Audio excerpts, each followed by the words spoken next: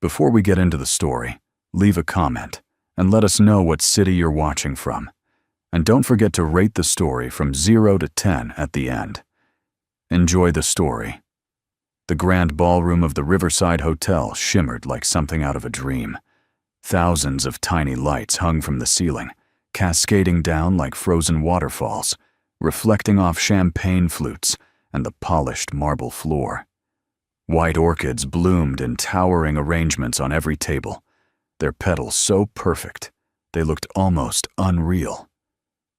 The scent of roses mingled with expensive perfume, and a string quartet played softly in the corner, their melody weaving through the laughter and conversation of guests arriving in designer gowns and tailored suits.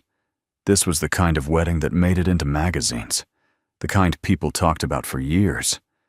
And Claire Montgomery was the one who had made it all happen. She stood near the entrance, clipboard pressed against her chest, her navy blue dress simple but elegant, her hair pulled back in a neat bun. Claire had coordinated every detail, from the hand-calligraphed place cards to the exact shade of ivory on the tablecloths. Wedding planning wasn't just her job, it was her passion, her art. She poured her heart into every event, making sure each bride felt like the most important person in the world on her special day. Today's bride, Vanessa Hartwell, had been no exception. Claire had spent 6 months perfecting every element of this celebration. Yet as she watched guests filter into the ballroom, something felt off. Claire couldn't put her finger on it, but there was a tension in the air, a heaviness that didn't belong at a wedding. She glanced toward the bridal suite, where Vanessa was getting her final touch-ups, then turned her attention to the groom's area. That's when she saw him. Marcus Blackwell stood alone near the floor-to-ceiling windows overlooking the river. His black tuxedo fit him perfectly, emphasizing his broad shoulders and tall frame. His dark hair was styled with precision, and his sharp jawline could have been carved from stone. But it wasn't his looks that caught Claire's attention. It was his expression. Marcus stared out at the water, his hands shoved deep into his pockets, his face blank, distant, as if he were miles away from this room, from this day, from the woman waiting to walk down the aisle toward him. Claire had met Marcus only a handful of times during the planning process. He was always polite but detached, agreeing to whatever Vanessa wanted without much input. At first, Claire assumed he was just one of those grooms who didn't care about wedding details. But now, watching him stand there with that hollow look in his eyes, she wondered if it was something more. She shook her head, pushing the thought away. It wasn't her place to question. Her job was to make sure this wedding went off without a hitch, not to psychoanalyze the groom. Claire checked her watch. 30 minutes until the ceremony. She needed to confirm the processional order with the bridesmaids, double-check the florist's work on the altar arrangements, and make sure the photographer was in position. There was no time for distractions, but as she turned to leave, a voice stopped her. "Excuse me." Claire spun around. Marcus had left his spot by the window and was walking toward her, his stride confident, but his expression unreadable. Up close, he was even more striking, steel-gray eyes that seemed to see right through her, a faint scar above his left eyebrow that added an edge to his otherwise perfect features. Claire's heart did an unexpected flip, and she quickly composed herself. "Yes, Mr. Blackwell. Is everything all right?"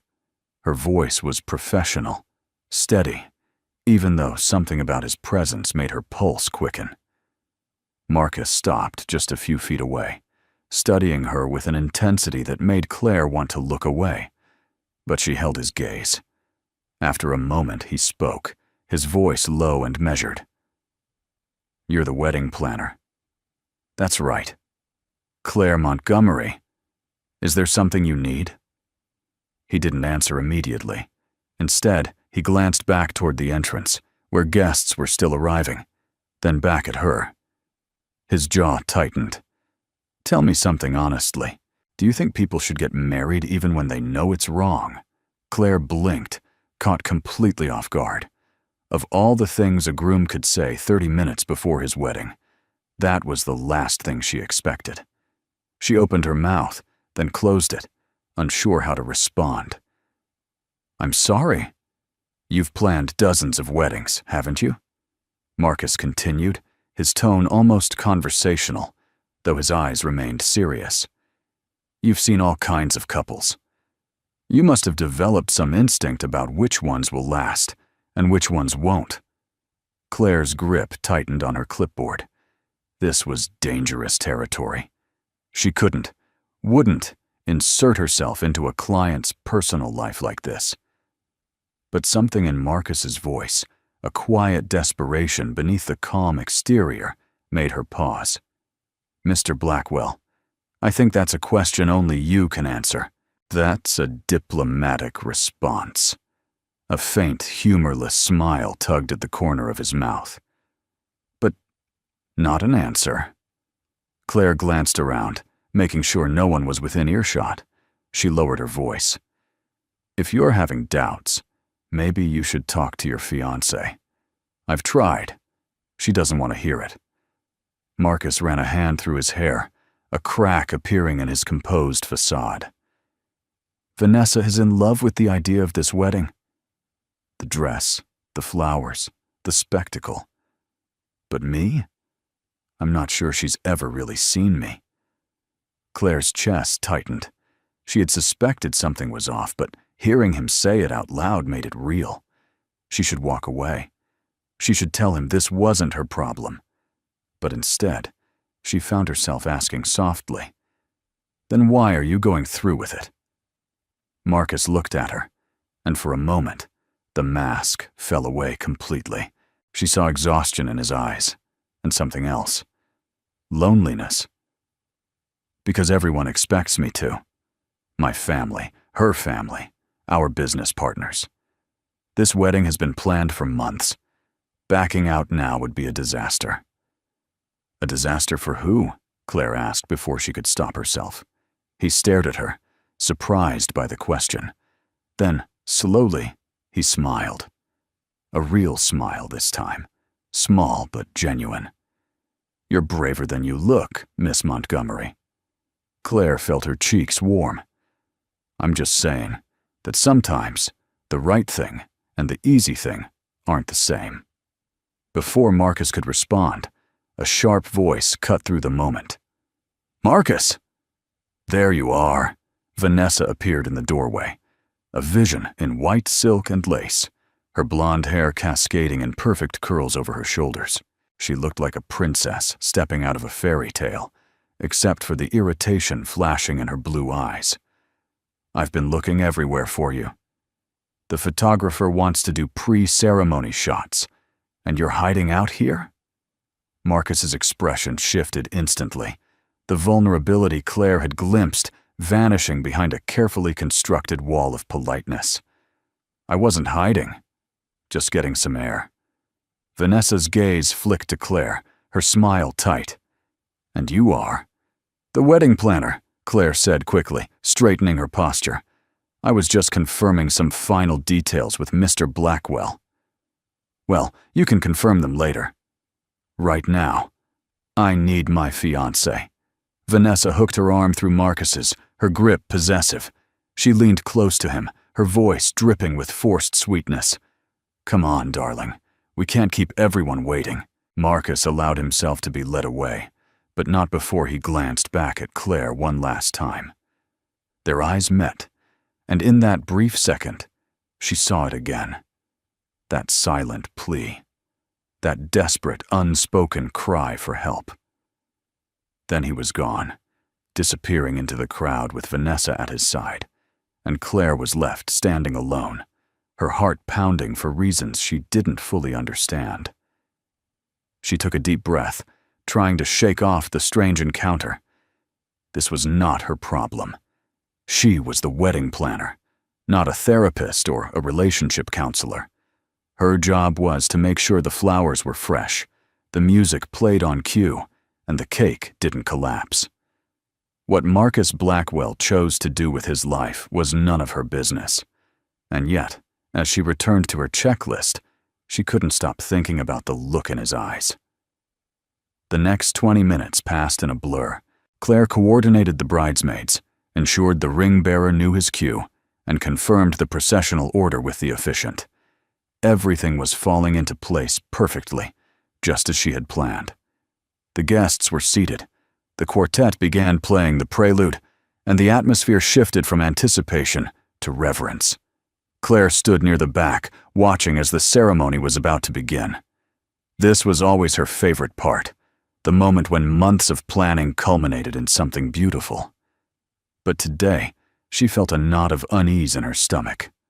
The bridesmaids began their walk down the aisle, one by one, their pastel dresses swishing softly against the white runner. The flower girl followed, scattering rose petals with careful concentration. Then the music swelled, and everyone rose to their feet. Vanessa appeared at the entrance, radiant and glowing, her father at her side. She looked every bit the blushing bride, her smile wide and confident as she began her slow, graceful walk toward the altar. Claire's gaze shifted to Marcus. He stood at the front, hands clasped in front of him, his face composed. But Claire could see the tension in his shoulders, the slight clench of his jaw. He wasn't looking at Vanessa with love or adoration. He was looking at her like a man staring down the barrel of a gun. The ceremony began. The officiant spoke about love and commitment, about the sacred bond of marriage. Vanessa beamed, her eyes never leaving Marcus. But Marcus, Claire noticed, kept glancing away, his attention drifting to the windows, to the guests, anywhere but the woman standing in front of him. Claire's chest tightened. She had seen nervous grooms before, but this was different. This was a man on the edge of breaking. Then came the vows. Vanessa went first, her voice strong and clear as she recited the traditional words, promising to love and honor Marcus for all the days of her life.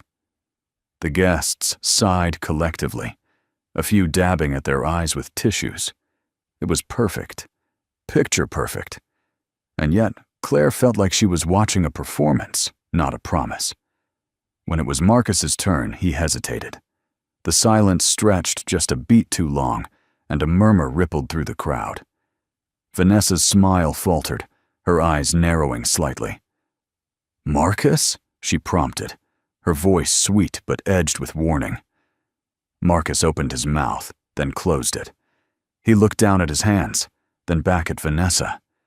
And in that moment, Claire saw it, the decision forming in his eyes, the crack widening into a chasm. He took a deep breath, and when he spoke, his voice was quiet but firm. "I can't do this." The room went dead silent. Vanessa stared at him, her face frozen in shock. "What?" "I can't marry you, Vanessa." Marcus's voice grew stronger, more certain. "I'm sorry. I should have said this weeks ago, months ago. But I can't stand at this altar and make promises I know I won't keep. You deserve someone who loves you the way you deserve to be loved. And that person isn't me." The silence shattered into chaos. Gasps erupted from the guests. Vanessa's father stood up, his face red with fury. Vanessa herself looked like she'd been slapped, her mouth opening and closing wordlessly. "You're joking," she finally managed, her voice shrill. "This is some kind of joke." "It's not a joke." Marcus's expression was pained but resolute. "I'm sorry, Vanessa. I truly am. But I can't do this to you, or to myself." Vanessa's shock morphed into rage. "You're doing this now? In front of everyone?" Her voice cracked, tears streaming down her perfectly made-up face. "Do you have any idea how humiliating this is?" "I know. And I'm sorry." Marcus took a step back, his hands raised in a gesture of surrender. "But it would be more humiliating to go through with a marriage neither of us really wants." "Neither of us!" Vanessa's voice rose to a shriek. "Speak for yourself." "I wanted this. I wanted you." She lunged forward, but her bridesmaids caught her, holding her back as she sobbed. The guests erupted into frantic whispers, some standing, others pulling out their phones. Claire stood frozen, her clipboard slipping from her hands, her mind struggling to process what had just happened. And then, in the midst of the chaos, Marcus turned. His eyes scanned the crowd until they found her. Claire. He walked toward her, his stride purposeful, and the crowd parted like water. Claire's heart hammered in her chest. What was he doing? Marcus stopped in front of her, and without a word, he reached for her hand. Claire's breath caught in her throat as Marcus's hand closed around hers. His grip was firm, warm, and utterly unexpected. She stared up at him, her mind blank, her pulse racing. "Mr. Blackwell, what are you—" "Come with me," he said simply, his gray eyes locked on hers. There was no hesitation in his voice, no doubt. Just a quiet, unwavering certainty that made Claire's knees weak. "What?" She tried to pull her hand back, but he held on. "I can't just—" "Please." The single word stopped her. It wasn't a command. It was a plea. And the raw vulnerability in his expression, the same desperation she'd seen earlier, rooted her to the spot. "I know this is insane. I know you have no reason to trust me. But I need you to come with me. Right now." Claire's rational mind screamed at her to refuse, to pull away, to remind him that she was the wedding planner, not some participant in his personal drama. But there was something in his eyes, something that bypassed logic and reason and spoke directly to a part of her she didn't know existed. A part that wanted to say yes, to take the leap, to see where this impossible moment might lead. Behind them, Vanessa was still screaming, her voice hoarse and broken. The guests were in an uproar, some shouting, others filming on their phones. The officiant stood frozen, his mouth hanging open. And Claire, caught in the eye of the storm, made a decision she would never fully understand. She nodded. Marcus's face flooded with relief. He didn't wait for her to change her mind. Still holding her hand, he turned and strode toward the side exit, pulling her along. Claire stumbled, her heels catching on the hem of her dress, but Marcus's grip kept her steady. They burst through the doors into a quiet hallway, the sounds of chaos muffled behind them. Marcus didn't stop. He led her through a maze of corridors, past startled hotel staff, until they reached a back stairwell. Only then did he pause, releasing her hand and turning to face her. "I'm sorry," he said, breathing hard. "I shouldn't have dragged you into this." Claire stared at him, her own breath coming in short gasps. "You think?" Her voice came out sharper than she intended, but she was too overwhelmed to care. "What were you thinking? I'm the wedding planner. I just helped you walk out on your own wedding." "I know." Marcus ran a hand through his hair, disheveling the perfect style. "I wasn't thinking. I just knew I couldn't stay in that room, and when I looked at you, I felt like you were the only person who understood." "Understood what?" Claire demanded, her hands trembling. "That you were about to make the biggest mistake of your life? That you were humiliating someone in front of 200 people? I don't understand any of this." "Neither do I." Marcus's voice rose, then fell, his shoulders sagging. "I don't understand why I felt trapped in that room. Why I couldn't say the words I was supposed to say. Why the only person I wanted to look at was you." The confession hung in the air between them, raw and unfiltered. Claire's heart hammered. "You don't even know me." "I know." Marcus's gaze softened. "But in the 3 conversations we've had, I've felt more seen by you than I have by Vanessa in 3 years. That has to mean something." Claire opened her mouth to argue, but no words came. Because as insane as it sounded, she understood what he meant. She had felt it too. That strange, inexplicable connection. The way his eyes seemed to look past her professional exterior and see the woman beneath. The way his quiet desperation had stirred something protective in her, something she hadn't felt in years. "This is crazy," she whispered, more to herself than to him. "Completely." Marcus took a step closer, his voice dropping. "But what if crazy is exactly what I need?" Before Claire could respond, the stairwell door burst open.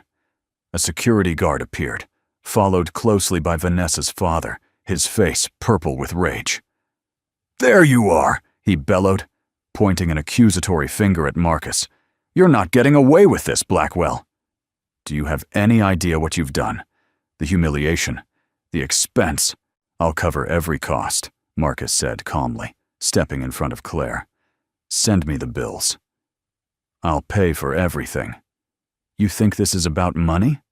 The man's voice shook with fury. "You've destroyed my daughter. She's in there sobbing her heart out because you decided to play games at the altar." "I wasn't playing games." Marcus's tone hardened. "I was being honest. Something I should have done a long time ago." "Honest?" Vanessa's father spat the word. "You call running off with the help honest?" Claire flinched at the dismissive term, but Marcus's jaw tightened. "Don't talk about her that way." "I'll talk however I damn well please. You've made a fool of my family, and I won't stand for it. I'll sue you for breach of contract, emotional distress." "Then sue me." Marcus's voice was ice. "I'll fight you in court if that's what you want. But I'm not marrying Vanessa. Not today. Not ever. And you can't force me to." The two men stared each other down, the tension thick enough to cut. Finally, Vanessa's father turned his glare to Claire. "And you. You should be ashamed of yourself, helping him ruin my daughter's wedding." "I didn't," Claire started, but Marcus cut her off. "She had nothing to do with my decision. Leave her out of this." "Too late for that." The man sneered. "Everyone saw you dragging her out of there like some lovesick fool. Her reputation in this industry is finished." The words hit Claire like a punch to the gut. He was right. Word would spread. Clients would hear about the wedding planner who ran off with the groom. Her business, her career, everything she'd worked so hard to build would crumble. Panic clawed at her chest. Marcus must have seen it on her face because he turned to her, his expression stricken. "Claire, I'll fix this. I promise. I'll make sure everyone knows you weren't involved." But Claire barely heard him. Her mind was spiraling. How could she have been so stupid? So reckless? She had let a stranger pull her into his chaos, and now she would pay the price. She took a step back, shaking her head. "I need to go." "Claire, wait." But she didn't wait. She turned and ran down the stairs, her heels echoing in the narrow space. Behind her, she heard Marcus call her name, but she didn't stop. She burst out of a side exit into the hotel parking lot, the cool evening air hitting her like a slap. She leaned against the wall, gasping for breath, her mind reeling. What had she done? What had she just thrown away? And why? Despite everything, did a small, traitorous part of her heart whisper that maybe, just maybe, it had been worth it? Claire sat on the curb in the parking lot, her head in her hands, trying to make sense of the wreckage her life had just become. The cool night air did nothing to calm the storm raging inside her. Her phone buzzed incessantly in her purse, no doubt messages and calls from panicked vendors, angry clients, and probably Vanessa's family threatening legal action. She couldn't bring herself to look. Instead, she stared at the pavement, replaying the last hour over and over, searching for the moment she could have made a different choice. Footsteps approached, steady and deliberate. Claire didn't need to look up to know who it was. "Please go away," she said quietly. Marcus sat down beside her on the curb, close enough that she could feel the warmth radiating from him. "I can't do that." "Why not?" "You've already destroyed my career. Isn't that enough?" "Claire, do you know how long it took me to build my reputation?" Her voice cracked, anger and hurt bleeding through. 5 years. 5 years of 16-hour days, missed holidays, sleepless nights, all to become the planner everyone wanted. And you destroyed it in 10 minutes. Marcus was silent for a long moment. When he spoke, his voice was heavy with guilt. You're right. I did. And I'm sorry. Sorrier than you'll ever know. Sorry doesn't fix this. Claire finally looked at him, her eyes burning with unshed tears. Do you understand what you've done? Every bride in this city will hear about tonight. They'll hear that I helped the groom run away. No one will hire me. No one will trust me. My business is finished. Then I'll make it right. Marcus's jaw set with determination. I'll hire the best PR firm in the city. I'll personally call every vendor, every client, and explain that you had nothing to do with my decision. I'll take out ads if I have to, whatever it takes to clear your name. You can't fix this with money, Marcus. Claire's voice was bitter. Reputation isn't something you can just buy back. Maybe not, but I can try. He turned to face her fully, his gray eyes intense. And I will. Because you didn't deserve to be dragged into my mess. You were just doing your job, and I pulled you into something you never asked for. Then why did you do it? The question burst out of her, raw and desperate. Why did you grab my hand? Why me? Marcus looked away, his throat working as he swallowed. Because when I looked at you, I didn't feel alone anymore. The honesty in his words stole Claire's breath. She wanted to stay angry, to hold on to her righteous fury, but something in his expression made it impossible. He looked lost, vulnerable, like a man who had just burned down his entire life and wasn't sure what came next. Against her better judgment, Claire felt a flicker of sympathy. What are you going to do now? She asked quietly. Marcus let out a humorless laugh. I have no idea. I just walked away from a wedding, a fiancé, and probably half my business connections. My family is going to disown me. Vanessa's family will sue me into oblivion. And I dragged an innocent woman down with me. He turned back to her, his expression raw. Honestly? I don't know if I've ever felt more terrified or more free in my entire life. Claire studied him, this man who had upended everything in a single moment of defiance. Do you regret it? Walking away from the wedding? No. Marcus's answer was immediate. Hurting Vanessa? Yes. Hurting you? Absolutely. But marrying her would have been the real mistake. We would have ended up miserable, trapped in a life neither of us really wanted. She seemed to want it, Claire pointed out. She wanted the idea of it. The fairy tale. But she never really knew me, and I never really knew her. We were playing roles, pretending to be a couple that looked good on paper. Marcus shook his head. I'm 32 years old, and I've spent my entire life doing what other people expected. Going to the right schools, taking over the family business, dating the right kind of woman, and I was about to make it permanent. But when I stood at that altar, I realized I couldn't do it. I couldn't spend the rest of my life pretending. Claire was silent, absorbing his words. She understood more than she wanted to admit. She had spent years building the perfect business, the perfect reputation, always doing what was expected, what was safe. And in one impulsive moment, she had thrown it all away for a man she barely knew. Maybe they weren't so different after all.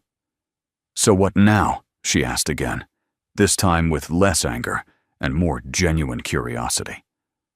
Marcus met her gaze. Now I figure out who I am when I'm not trying to be what everyone else wants, and I start by making things right with you. Before Claire could respond, her phone rang. She pulled it from her purse, her stomach sinking when she saw the name on the screen, her business partner, Rachel. With a resigned sigh, she answered. Rachel. Claire! Oh my God, where are you? I've been calling and texting for an hour. Rachel's voice was frantic. What the hell happened? I just got a call from the bride's mother threatening to sue us for breach of contract and emotional distress. She said you ran off with the groom. Tell me that's not true." Claire closed her eyes. "It's complicated." "Complicated?" "Claire, this is a disaster. I'm getting calls from other clients asking if the rumors are true. One of them already canceled her contract.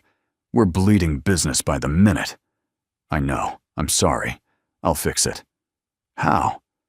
How are you going to fix this?" Rachel's voice rose. "We had a reputation, Claire. We were the top wedding planners in the city. And now we're a punchline." "I said I'll fix it!" Claire's voice cracked, the weight of everything crashing down on her. "Just give me some time." There was a pause. When Rachel spoke again, her voice was quieter, sadder. "I don't think we have time, Claire. I'm sorry, but I can't let my name go down with yours. I'm dissolving the partnership." The words hit like a physical blow. "Rachel, please." "I'm sorry. I really am. But I have a family to support. I can't afford to be associated with this scandal." The line went dead. Claire stared at her phone, numb. It was over. Everything she'd built, everything she'd worked for, gone in a single night. She felt Marcus's hand on her shoulder, warm and steady, but she couldn't bring herself to look at him. Tears spilled down her cheeks, hot and bitter. "I lost everything," she whispered. "I know." Marcus's voice was thick with guilt. "And it's my fault." "Yes, it is." The words came out harsher than she intended, but she was too broken to soften them. "Then let me help you rebuild." Claire finally looked at him, her vision blurred with tears. "How?" "I don't know yet. But I will figure it out. I promise you, Claire. I will make this right." She wanted to believe him. God, she wanted to believe him. But belief felt like a luxury she could no longer afford. 3 days passed in a blur. Claire stayed holed up in her small apartment, ignoring phone calls and drowning in social media notifications. The story had spread like wildfire. Wedding planner steals groom at the altar. Millionaire Marcus Blackwell calls off. Wedding for mystery woman. The narratives were sensationalized, exaggerated, and completely inaccurate. But the truth didn't matter. What mattered was the story people wanted to believe.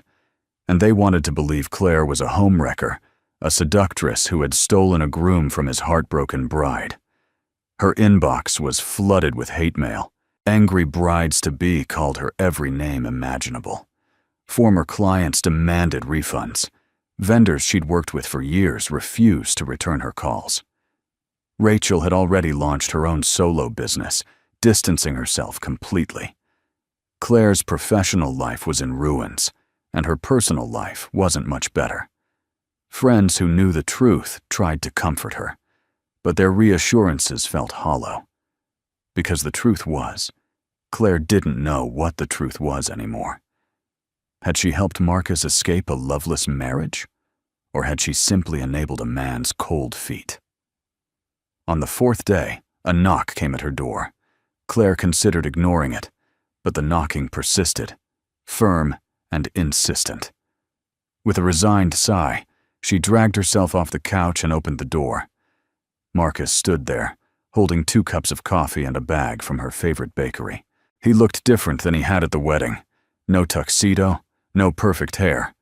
Instead, he wore jeans and a simple gray sweater, his hair slightly messy, his eyes tired but determined. "What are you doing here?" Claire's voice was flat, drained of emotion. "Keeping my promise." Marcus held out one of the coffees. "Can I come in?" Claire hesitated, then stepped aside. He entered her small apartment, his presence somehow making the space feel even smaller. He set the coffee and bag on her kitchen counter, then turned to face her. "I hired a PR firm, the best in the city. They're already working on a statement to clear your name." "It won't matter." Claire crossed her arms. The damage is done. Maybe. But we're going to try anyway. Marcus pulled out a folder from the bakery bag. I also had my lawyers draw up a contract. I'm hiring you. Claire blinked. What? I'm hiring you as my personal event coordinator. Full-time exclusive contract, 6-month term with an option to extend. The salary is triple what you were making before. Claire stared at him, certain she'd misheard. You can't be serious. I'm completely serious. Marcus opened the folder, revealing a formal contract. I know it doesn't fix what happened, but it gives you income while you rebuild. And it shows the world that I trust you, that you didn't do anything wrong. But I don't have any events to plan for you. Then we'll create some. Marcus's eyes glinted with something that might have been mischief. I've been meaning to throw a charity gala for my foundation. And there's the annual company holiday party. Plus, I'm sure we can come up with other projects. Claire's mind spun. Part of her wanted to throw the contract back in his face, to tell him she didn't need his pity or his money. But another part, the practical part that paid rent and bought groceries, recognized the lifeline for what it was. Why are you doing this? Because I owe you. Marcus's expression softened. And because I meant what I said. I'm going to make this right. Claire looked down at the contract, her eyes scanning the terms. It was generous, almost too generous. But it was also legitimate, professional. Not a handout, but a job. She bit her lip, weighing her options. Pride told her to refuse. Desperation told her to accept. In the end, desperation won. Fine. But this is purely professional. I plan your events, you pay me, and that's it. Agreed. Marcus held out his hand. Purely professional. Claire shook his hand, trying to ignore the jolt of electricity that ran through her at the contact. This was a mistake. She was sure of it. But she was already in so deep. What was one more step into the abyss? Over the next few weeks, Claire threw herself into work. Marcus's charity gala became her focus, a sprawling event meant to raise money for education initiatives in underserved communities. It was ambitious, high profile, and exactly the kind of challenge Claire needed to prove she still had what it took. She spent long hours at Marcus's downtown office, coordinating with caterers, negotiating with venues, and managing a budget that made her previous weddings look like birthday parties. Working closely with Marcus was strange. He was nothing like the distant, detached groom she'd met at the wedding. In the office, he was focused, driven, asking intelligent questions and trusting her judgment. But there were also moments of unexpected humor, like when he tried to help her assemble centerpiece samples and accidentally glued his fingers together. Or when he insisted on taste testing every dessert option and declared himself a professional cake critic. You're going to gain 10 pounds before this gala, Claire teased, as he reached for his 5th petit four. Worth it. Marcus grinned, a boyish expression that transformed his usually serious face. Besides, someone has to make sure these meet our standards. Our standards are fine. Your self-control, however, is questionable. He laughed, a genuine, unguarded sound that made Claire's heart do a small flip. She quickly looked away, reminding herself of the line she'd drawn. Purely professional, no matter how easy he was to talk to, no matter how his smile made her stomach flutter. She couldn't let herself forget what was at stake. But as the days turned into weeks, that line began to blur. They started having lunch together, not because they had to, but because it felt natural. They traded stories about their childhoods, their dreams, their fears. Claire learned that Marcus had grown up under immense pressure to be perfect, to take over the family business, to marry the right woman. He'd been molded into someone he didn't recognize, and walking away from that wedding had been his first real act of defiance.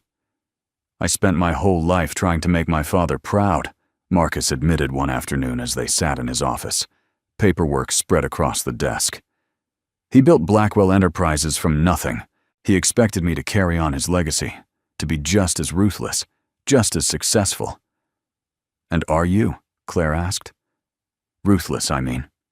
Marcus considered the question. In business? Sometimes. But not in life. Not anymore. He looked at her, his gaze steady. Walking away from Vanessa taught me that some things matter more than appearances. Like honesty. Like being true to yourself. Claire felt her defenses softening. That must have been hard. Disappointing your father. It was. Still is. Marcus's smile was sad. He hasn't spoken to me since the wedding. Calls it the biggest embarrassment of his life. I'm sorry. Don't be. It's not your fault, isn't it? Claire's voice was quiet. If I hadn't. Stop. Marcus reached across the desk, his hand covering hers. You didn't make me do anything. I made my own choice, and I'd make it again. The sincerity in his voice made Claire's chest ache. She pulled her hand back gently, needing the distance. We should get back to work. Marcus nodded, but the look in his eyes lingered. The night of the charity gala arrived like a storm after weeks of calm. Claire had poured every ounce of her energy into making the event perfect, not just for Marcus, but to prove to herself and the world that she still had what it took. The venue was the Grand Metropolitan Museum, its marble halls transformed into an elegant wonderland. Crystal chandeliers cast warm light across tables, draped in midnight blue. Centerpieces of white roses and silver branches reaching toward the vaulted ceiling. A live orchestra played in the corner, their music flowing through the space like water. It was stunning, perhaps the best work Claire had ever done. She stood near the entrance in a floor-length emerald dress, checking her tablet one last time. Guests were beginning to arrive, men in tuxedos and women in glittering gowns. Important people, philanthropists, business leaders, socialites, the kind of crowd that could make or break a reputation. Claire's stomach twisted with nerves, but she forced herself to breathe. This was her moment to prove she was still worth hiring, still capable of creating magic. You look beautiful. Claire turned to find Marcus standing behind her. He wore a perfectly tailored black tuxedo, his dark hair styled impeccably, but it was his expression that caught her attention. He wasn't looking at her like an employer looked at an employee. He was looking at her like a man who had just seen something that took his breath away. Thank you, Claire said, her voice steadier than she felt. You clean up pretty well yourself.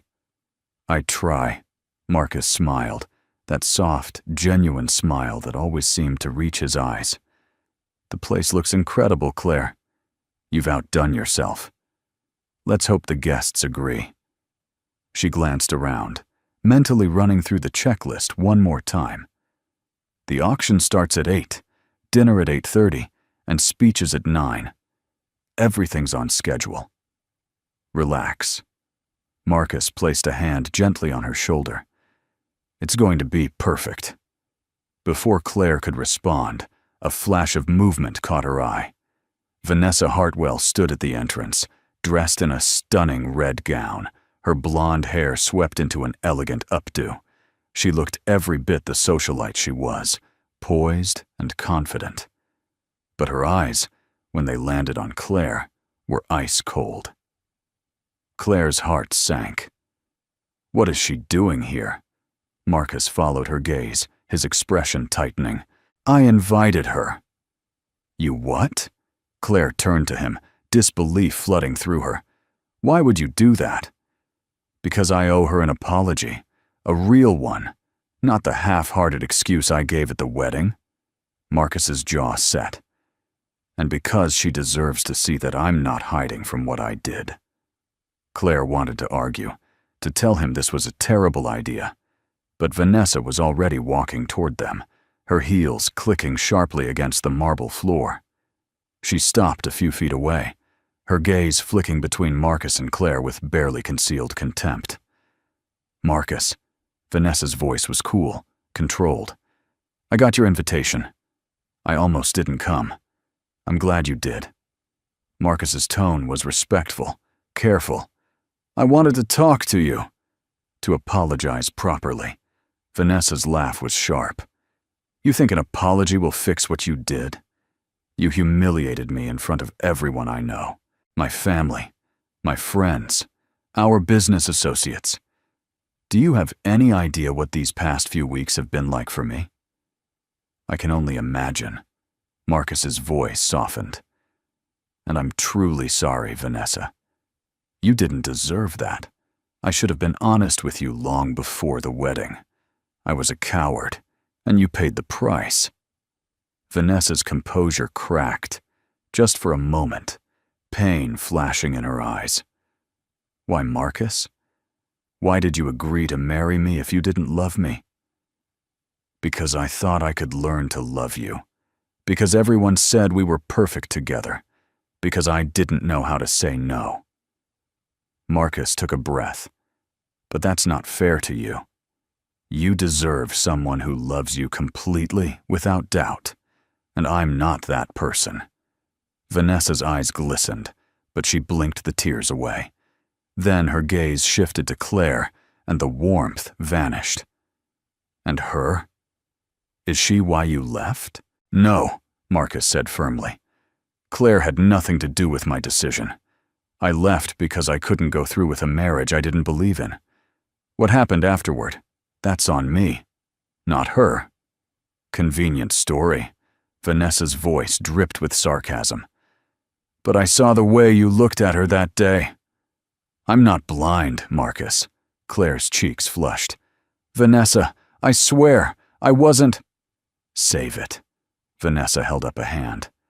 "I didn't come here for excuses.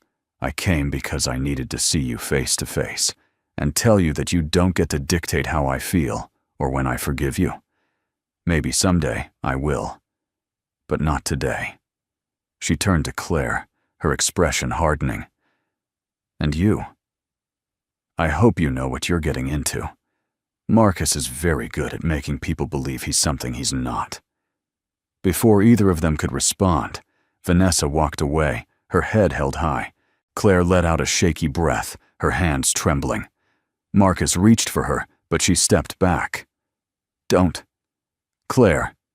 She's right, you know." Claire's voice was tight. "You did look at me differently that day. And maybe I looked back. But that doesn't change the fact that we destroyed her life. We didn't destroy anything. I made a choice that ruined her wedding, my career, and probably both our reputations." Claire's eyes stung. "So no, Marcus. We're not the heroes in this story. We're the cautionary tale." She turned and walked away before he could say anything else, needing space, needing air. The gala continued around her, guests laughing and drinking, oblivious to the storm brewing beneath the surface. Claire found a quiet corner near the back, pressing her hands against the cool marble wall, trying to steady herself. The truth was, Vanessa had touched a nerve. Because Claire had been lying to herself for weeks. She'd told herself this was just a job, just a way to rebuild her career. But somewhere along the way, she'd started looking forward to seeing Marcus every day. She'd started noticing the way his eyes crinkled when he laughed, the way he listened when she spoke, the way he made her feel seen in a way no one else ever had. And that terrified her, because falling for Marcus Blackwell was a disaster waiting to happen. "Hiding from me?" Claire jumped, turning to find Marcus standing behind her. "I'm not hiding. I'm working." "You're avoiding." Marcus stepped closer, his expression unreadable. "And I don't blame you." Vanessa was right about one thing. I did look at you differently that day. But it wasn't because I was using you to escape. It was because you were the first person in a long time who made me feel like I could be honest. "Marcus, don't." Claire's voice cracked. "Don't make this into something it's not. We're employer and employee. That's all? Is it?" Marcus's gaze intensified. Because it doesn't feel that way to me. It has to be. Claire forced herself to meet his eyes. Because anything else is too complicated, too messy, and I can't afford any more mess in my life. Marcus was silent for a long moment. Then he nodded slowly. All right, if that's what you want. It is. The lie tasted bitter, but Claire held firm. Then I'll respect that. Marcus stepped back, his expression carefully neutral. The auction is about to start. We should get back. Claire nodded, following him back into the crowded hall. But with every step, her heart whispered that she was making a mistake, that walking away from whatever this was between them might be the biggest regret of her life. The gala was a resounding success. The auction raised twice the projected amount. Guests praised the venue and organization, and several prominent donors approached Marcus about future partnerships. By all accounts, Claire had proven herself. She should have felt triumphant, vindicated. Instead, she felt hollow. Because throughout the entire evening, Marcus kept his distance, maintaining the professional boundary she'd insisted on. And it hurt more than she'd expected. At the end of the night, after the last guest had left and the staff were cleaning up, Claire stood alone in the empty ballroom. The chandeliers still glowed, casting soft light across the scattered rose petals and abandoned champagne glasses. It was beautiful and melancholy, like the end of a dream. You should be proud. Marcus's voice echoed across the space. He walked toward her, hands in his pockets, his tie loosened. You pulled off something incredible tonight. We did, Claire corrected gently. This was your vision. I just executed it. No, this was all you. Marcus stopped a few feet away, respecting the distance between them. You have a gift, Claire. Don't let what happened at my wedding make you forget that. Claire looked down, emotion welling in her chest. Thank you. I mean it. And I want you to know, when the 6 months are up, you'll have a reference from me that will open any door you want. I'll make sure everyone knows how talented you are. I appreciate that. Claire's voice was barely above a whisper. Silence settled between them, heavy with unspoken words. Finally, Marcus spoke again, his tone carefully measured. I've been thinking, maybe it would be better if we brought in an assistant to help you. Someone to act as a buffer, so we're not working so closely together. If that would make you more comfortable. Claire's heart sank. This was what she'd asked for, wasn't it? Professional distance. No complications. So why did it feel like he was pulling away from her? If you think that's best, I think it's what you want. Marcus's gray eyes searched hers. Isn't it? Claire wanted to say yes, wanted to maintain the wall she'd built between them. But standing there in the empty ballroom, with the remnants of a successful evening surrounding them, she couldn't lie anymore. I don't know what I want. Marcus took a step closer. Then let me tell you what I want. His voice dropped, rough with emotion. I want to stop pretending that this is just a job. I want to stop acting like I don't think about you every moment of every day. I want to take you to dinner, not as your employer, but as someone who cares about you. As someone who hasn't been able to stop caring about you since the moment you told me that sometimes the right thing and the easy thing aren't the same. Claire's breath caught.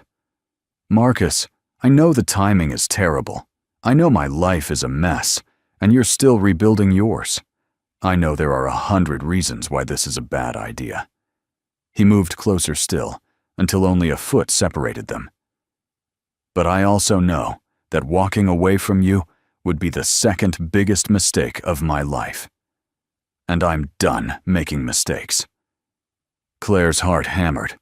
Every logical thought in her head screamed at her to walk away, to protect herself, to not risk everything again. But her heart, that traitorous, reckless organ, wanted something else entirely.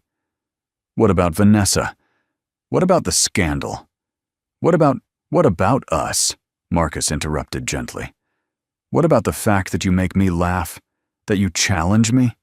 That when I'm with you, I feel like the person I've always wanted to be but was too afraid to become? Tears pricked Claire's eyes. You barely know me. Then let me get to know you. Really know you. Not as your employer. Not as some obligation. But because I want to.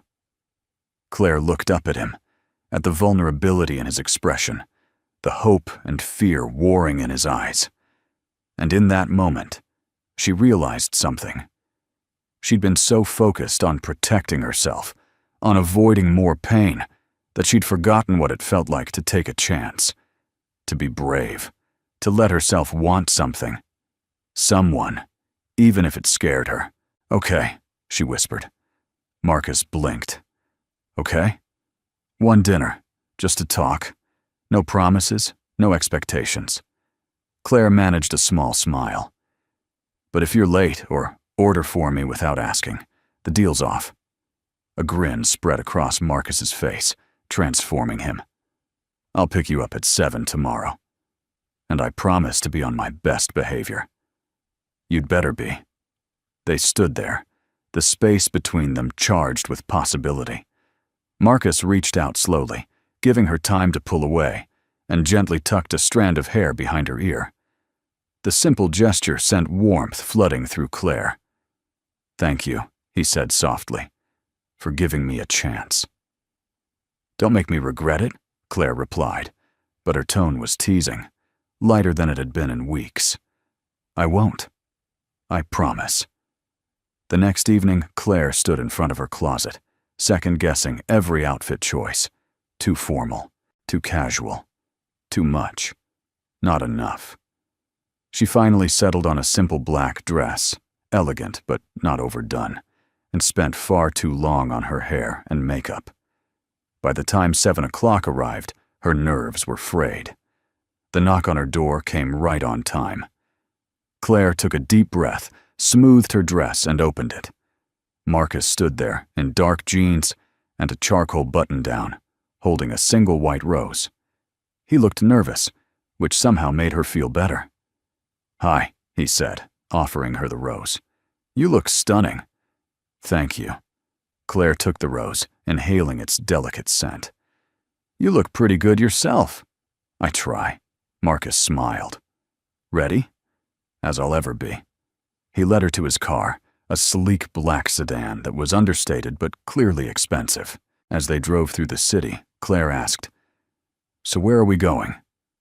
Some 5-star restaurant where the portions are tiny and the prices are astronomical? Marcus laughed. Actually, no. I thought we'd try something different.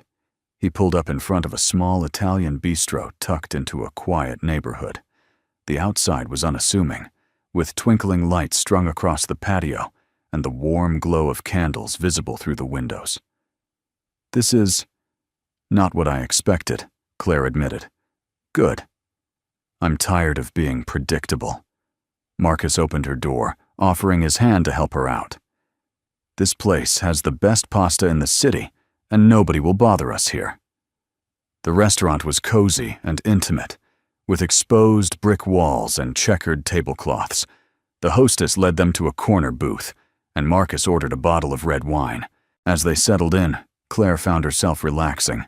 There was no pretense here, no pressure, just 2 people sharing a meal. So, Marcus said, leaning back, tell me something I don't know about you. Claire considered. I wanted to be a dancer when I was a kid. Ballet, specifically. I took lessons for years. What happened? Reality. I wasn't good enough to go professional, and my parents made it clear that dance wasn't a practical career. So I went to business school and found event planning instead. Claire smiled wistfully. I still miss it sometimes. The discipline, the artistry. You brought artistry to event planning instead, Marcus pointed out. Every wedding, every gala you design is like a performance. I never thought of it that way. Claire's smile widened. What about you? Any secret dreams? I wanted to be a writer, Marcus's admission was quiet, almost embarrassed. Fiction, specifically. I used to write stories as a kid, these elaborate fantasy adventures. Why did you stop? My father. He said writing was a waste of time, that I needed to focus on real skills, business, finance, networking. So I did. Marcus's expression was distant. I haven't written a word in 15 years. That's sad. It is. But maybe it's not too late to start again.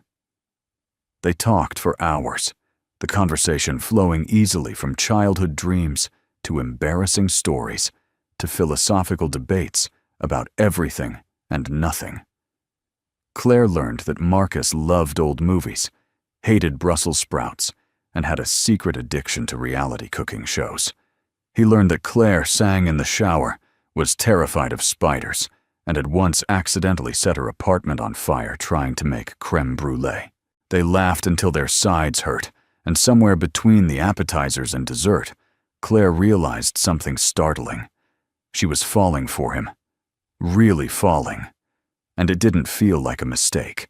It felt like coming home. Over the next few weeks, Claire and Marcus fell into a rhythm. They still worked together on his events, but now there were dinners afterward, weekend coffee dates, long phone calls that stretched late into the night. They explored the city together, finding hidden bookstores and hole-in-the-wall restaurants. They watched old movies curled up on his couch, debating plot points and laughing at cheesy dialogue. Slowly, carefully, they built something neither of them had expected. Something real. But the past had a way of creeping back in.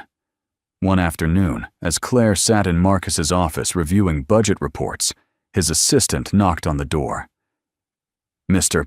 Blackwell, there's someone here to see you. She doesn't have an appointment, but she says it's urgent." Marcus frowned. "Who is it?" "Vanessa Hartwell." Claire's stomach dropped. Marcus met her eyes, a silent question in his gaze. She nodded. "I should go." "No." "Stay." Marcus's voice was firm. "Whatever she has to say, you should hear it too." Claire wanted to argue, but before she could, Vanessa swept into the office. She looked different than she had at the gala. Less polished, more raw. Her hair was pulled back in a simple ponytail, her makeup minimal. She looked tired but determined. "Vanessa." Marcus stood, gesturing to the chair across from his desk. "Please, sit." Vanessa ignored the offer, her gaze moving between Marcus and Claire. "I came to tell you something. Something I should have said weeks ago." "All right." Marcus's tone was cautious. Vanessa took a deep breath. "I forgive you." The words hung in the air, unexpected and heavy. Claire's eyes widened. Marcus looked equally stunned. "What?" "I forgive you," Vanessa repeated, "for leaving me at the altar. For breaking my heart. For all of it." She looked down, her hands twisting together. "I've spent the last 2 months angry, humiliated, hurt. But I've also had time to think. And the truth is, you were right. We weren't in love. We were in love with the idea of each other, with what we looked like together. But we didn't really know each other." Marcus's expression softened. "Vanessa, let me finish." Vanessa held up a hand. "I want to hate you. God, I've tried. But I can't. Because deep down, I know you did the right thing. It would have been so much worse if we'd gone through with it and ended up divorced a year later." She looked at Claire. "And I want to apologize to you. For the things I said at the gala. For blaming you. You weren't the reason Marcus left. He left because he finally found the courage to be honest." Claire's throat tightened. "Vanessa, you don't need to apologize." "Yes, I do." Vanessa's eyes glistened. "Because you didn't deserve the hate you got. Neither of you did. What happened was between Marcus and me, and I should have handled it with more grace." "Thank you," Claire said softly. That means more than you know. Vanessa nodded, then turned back to Marcus. I hope you find what you're looking for. Real love, the kind that makes you better. And I hope she gives you hell when you deserve it. Marcus laughed, the sound surprised and relieved. I have no doubt she will. Vanessa smiled, a real, genuine smile. Then she walked to the door, pausing at the threshold. Oh, and Marcus, next time you're having doubts, maybe speak up before the wedding day. Noted? Marcus's smile was sheepish. Vanessa left, and the office fell silent. Claire let out a breath she didn't realize she'd been holding. That was unexpected. Completely. Marcus ran a hand through his hair. But I'm glad it happened. I didn't realize how much her anger was weighing on me. She's stronger than I gave her credit for, Claire admitted. She is. And so are you. Marcus came around the desk, pulling Claire to her feet. Do you realize what this means? What? We're free. No more guilt. No more looking over our shoulders. We can just be us. His hands cupped her face, his thumbs brushing her cheeks. I love you, Claire Montgomery. I think I've loved you since the moment you told me to talk to my fiancé. Claire's heart swelled, tears spilling over. You have terrible timing, you know that. I know. But I'm done pretending. I'm done being careful. I love you, and I don't care who knows it. I love you too, Claire whispered, the words feeling like a leap and a landing all at once. Even though you're infuriating and reckless and… Marcus cut her off with a kiss, deep and tender, and full of promise. When they finally pulled apart, both breathless, Claire laughed. You really need to work on your listening skills. I'll work on it, Marcus promised, his forehead resting against hers, right after I finish kissing you.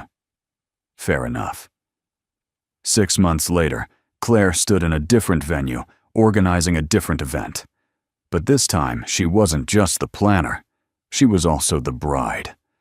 The ceremony was small, intimate, held in a garden overlooking the river. White roses and soft music filled the air, and the guest list included only their closest friends and family. Rachel, who had reconciled with Claire after seeing how happy she was, stood as her maid of honor. And at the altar, Marcus waited, his eyes never leaving hers. As Claire walked down the aisle, she thought about how much had changed in a year. The scandal had faded. Her business had recovered, stronger than before. Vanessa had moved on, dating someone new and genuinely happy. And Claire had found something she never expected. Love. Real, messy, imperfect love. The kind that made her brave. When she reached Marcus, he took her hands, his smile brighter than the sun. You're absolutely breathtaking, he whispered. You're not so bad yourself, Claire teased. The officiant began the ceremony, speaking about love and commitment and the courage it takes to choose each other every day.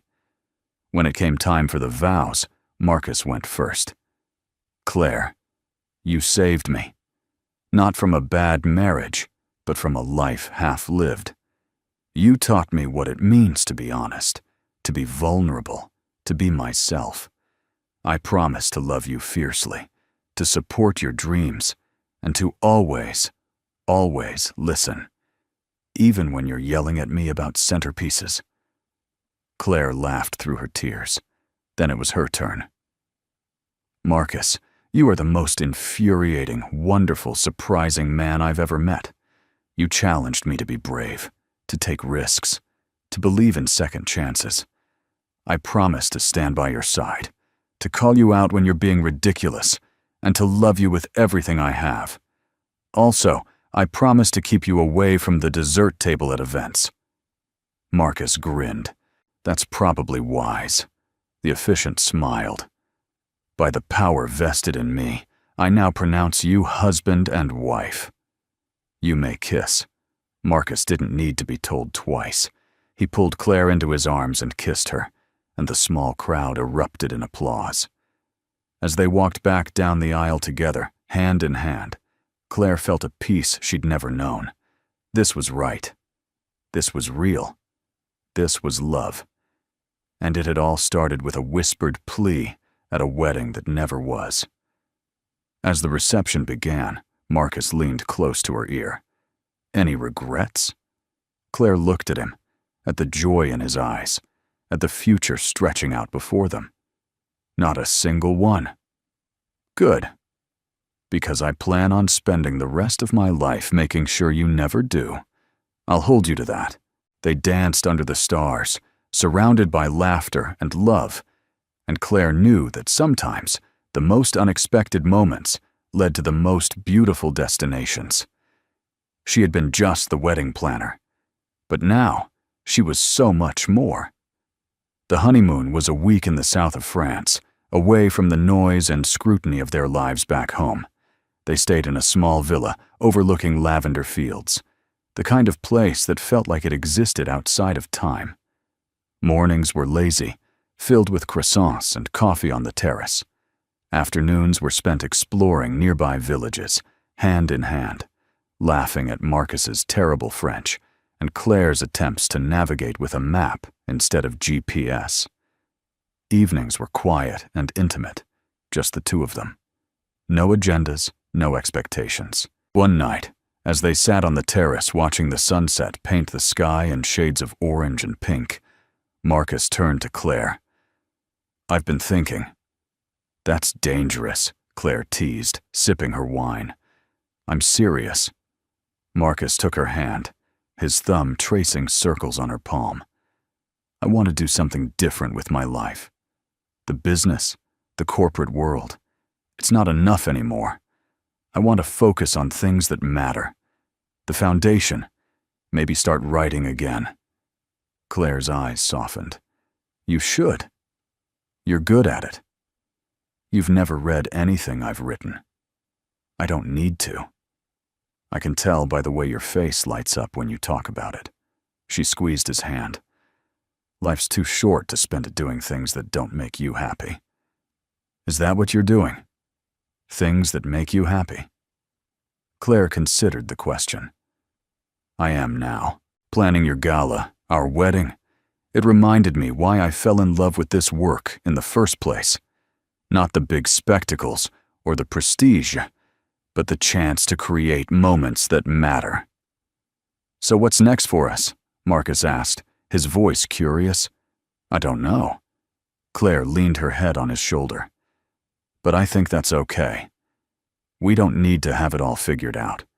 We just need to figure it out together." "Together?" Marcus repeated, liking the sound of it. "I can work with that." They sat in comfortable silence, watching the sun dip below the horizon. Claire felt a contentment she'd never experienced before, a sense of belonging that had nothing to do with places or plans, and everything to do with the man beside her. When they returned home, reality crept back in, but it was a gentler reality than before. Claire officially launched her own boutique planning company, focusing on smaller, more personal events. Word spread, not about scandal this time, but about her talent and integrity. Brides who wanted something meaningful rather than just impressive sought her out. Her calendar filled quickly, and she found herself turning down clients, something she'd never imagined doing. Marcus made changes too. He promoted his second-in-command to CEO of Blackwell Enterprises, stepping back from day-to-day operations to focus on his foundation.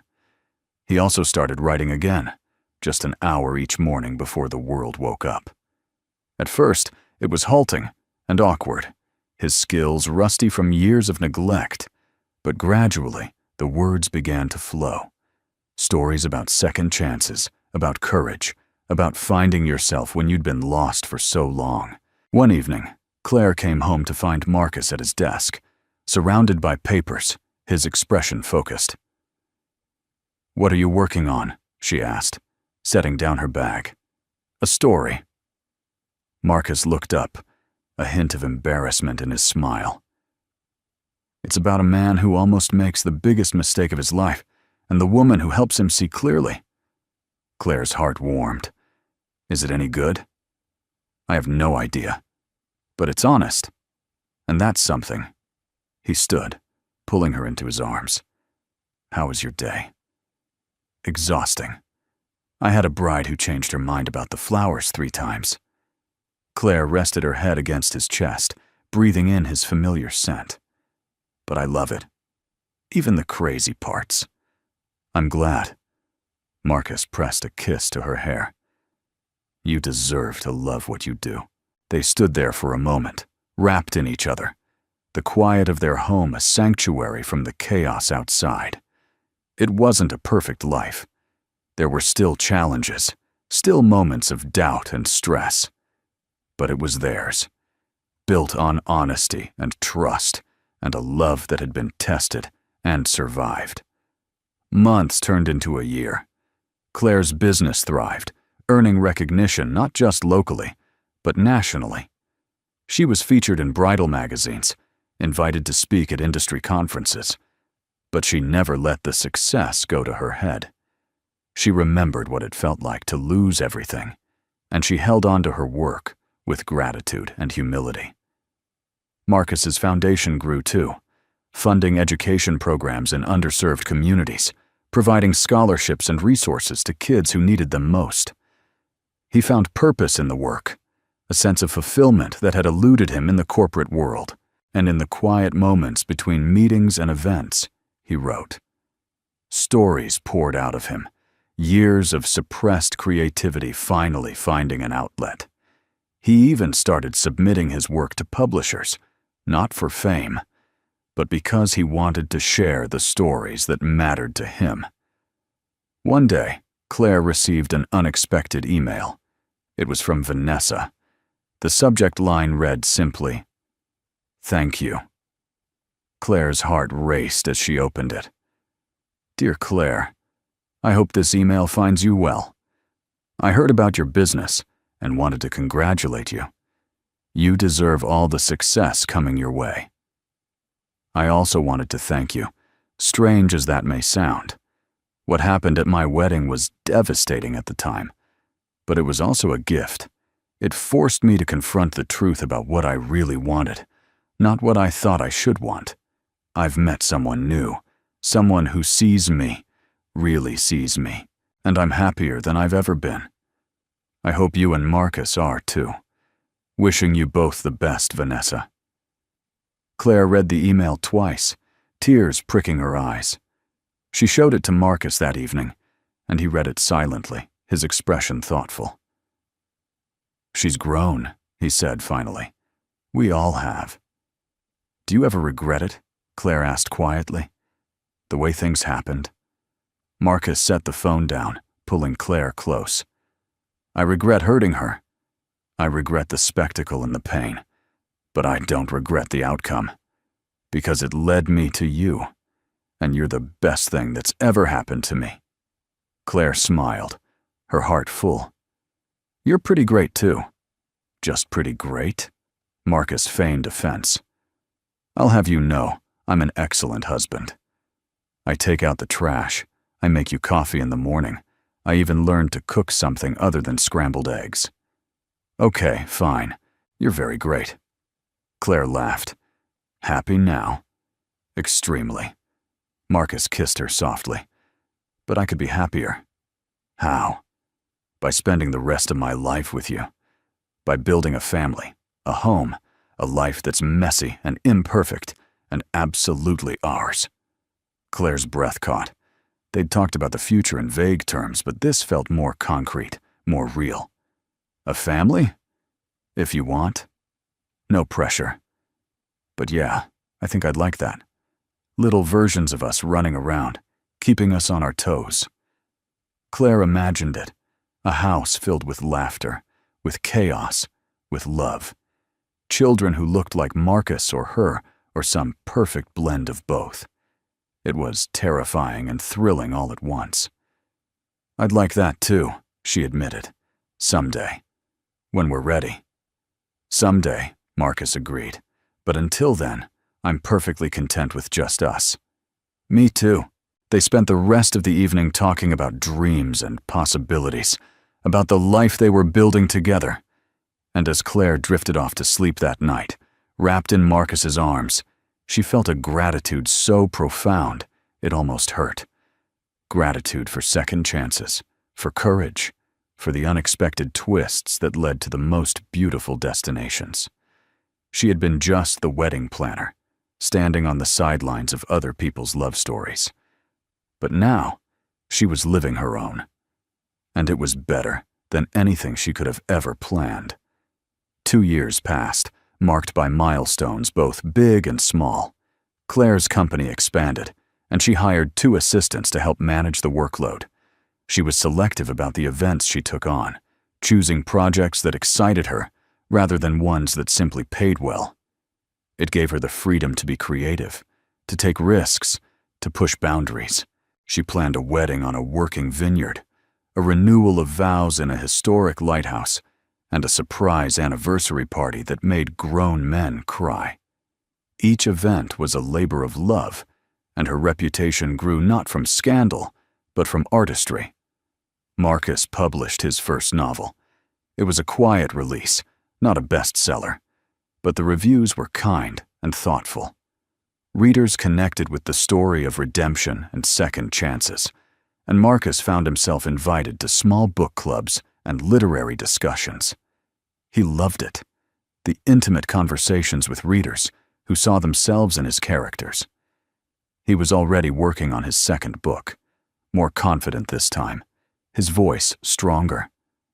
They moved into a house, a charming craftsman with a wide front porch and a garden that Claire immediately claimed. She planted roses and lavender, vegetables in the back, and spent weekend mornings with dirt under her fingernails and the sun on her face.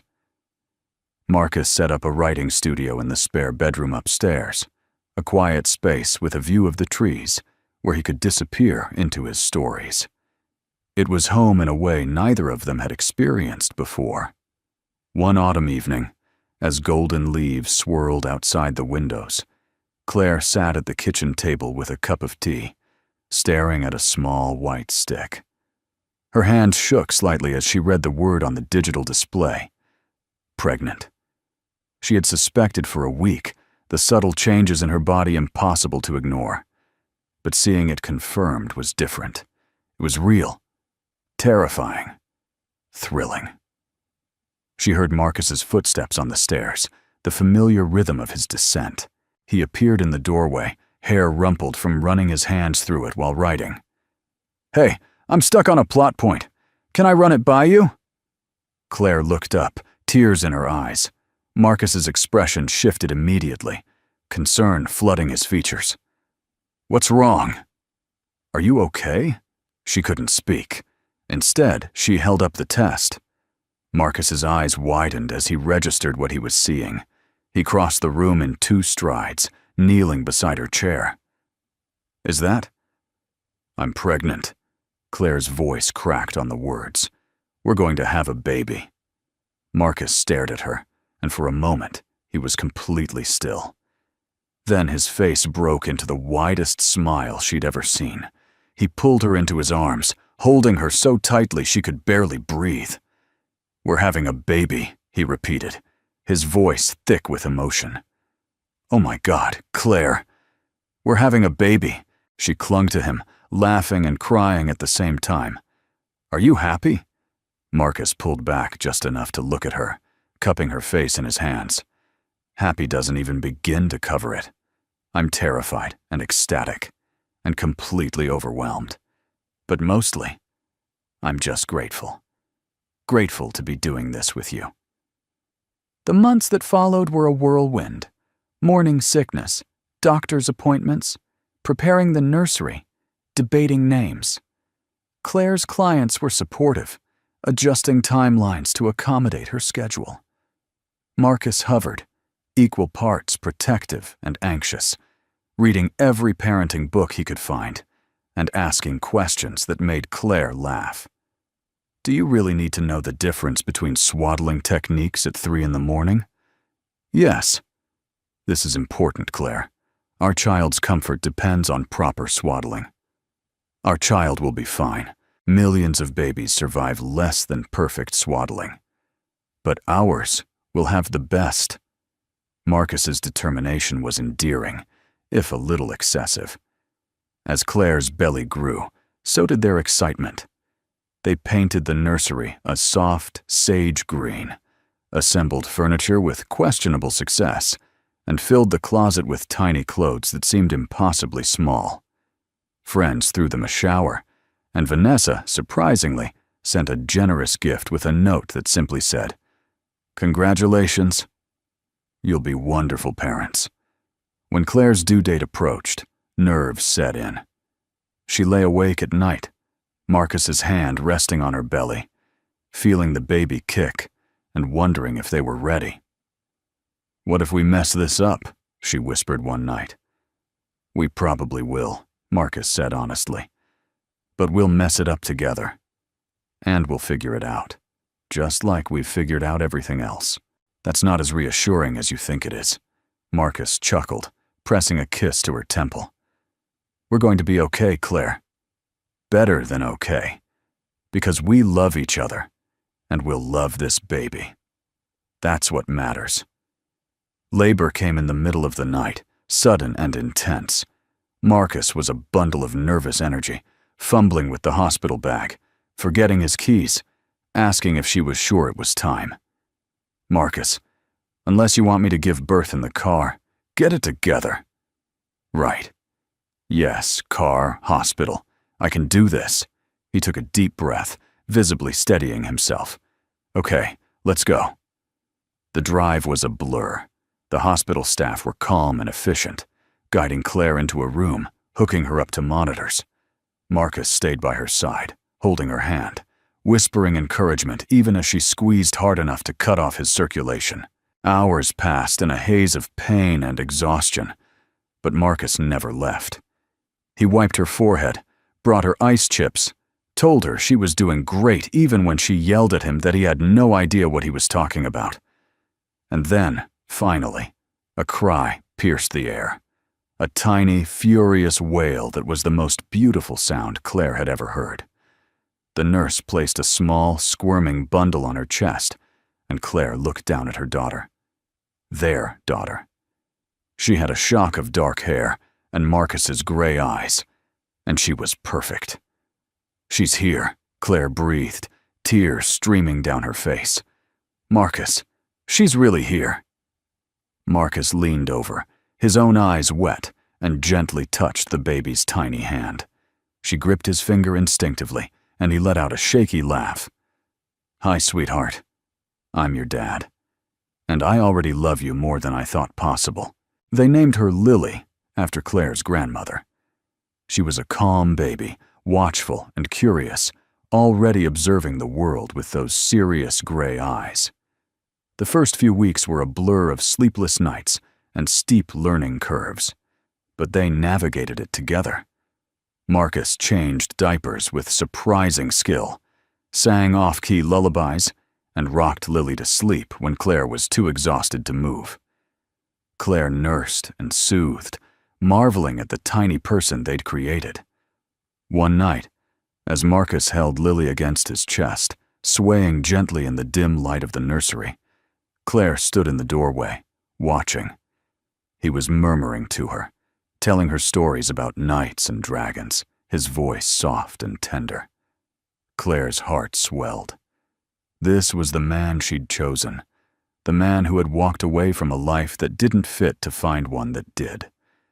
And he was a wonderful father. As if sensing her presence, Marcus looked up and smiled. "Can't sleep? Didn't want to miss this." Claire crossed the room, wrapping her arms around them both. "You're good at this, you know." "At what?" "Talking to someone who can't understand me." "At being a dad. At loving her."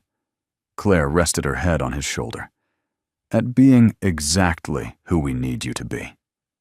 Marcus kissed her softly. "I learned from the best."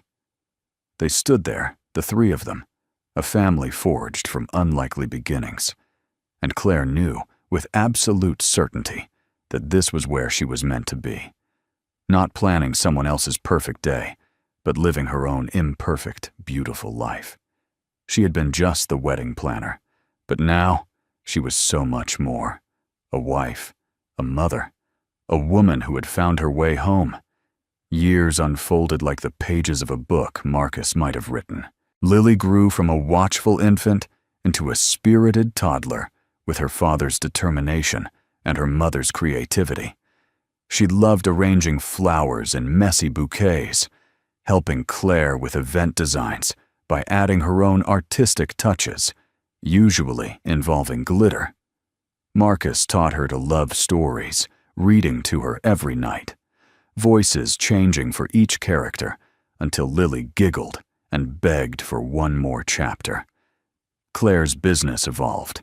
She trained a team of planners, mentoring young women who reminded her of herself years ago, hungry and talented and determined to make their mark.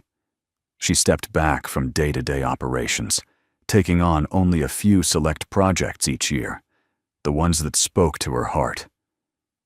It gave her time, precious time with Lily, with Marcus, with the life they were building. Marcus published 2 more novels, each one better than the last. Critics praised his authentic voice, his ability to capture the messy complexity of real relationships. He never became a household name, but he didn't need to be. He was writing the stories he wanted to tell, and that was enough. More than enough. One spring afternoon, Lily, now 5 years old and starting kindergarten in the fall, the family drove out to the Riverside Hotel. It had been years since Claire had been back, not since that fateful night. As they pulled into the parking lot, Marcus glanced at her. "Are you sure about this?" "I'm sure." Claire smiled. "It's time." They walked through the gardens, Lily skipping ahead, chasing butterflies. The hotel had been renovated, updated, but the bones were the same. Claire could still picture the grand ballroom, the white roses, the moment everything changed. They reached the spot where Marcus had found her standing alone that night, and he took her hand. "Do you ever think about how different things could have been?" he asked quietly. "Sometimes. If you'd gone through with the wedding, if I'd walked away, if we'd never taken the chance." Claire squeezed his hand. "But then I look at Lily, at our life, and I can't imagine it any other way." "Neither can I." Marcus pulled her close, kissing her softly. "Best decision I ever made." Even though it was terrifying. Especially because it was terrifying. He smiled against her lips. The best things usually are. Lily called out from near the fountain, demanding they come see the fish she'd discovered. They walked over together, and Claire bent down to look where Lily pointed. As Marcus scooped their daughter into his arms, making her shriek with laughter, Claire felt a profound sense of peace. This was her life, imperfect, unexpected, and absolutely extraordinary. She had planned hundreds of perfect days for other people, but this, right here, was better than anything she could have ever designed, because it was real, it was messy, it was theirs. And it was everything. What did you think of their story? Share your thoughts in the comments. On a scale from 0 to 10, what's your rating? Subscribe to the channel and turn on notifications to follow all our stories. And check out more emotional stories by clicking on the end screen.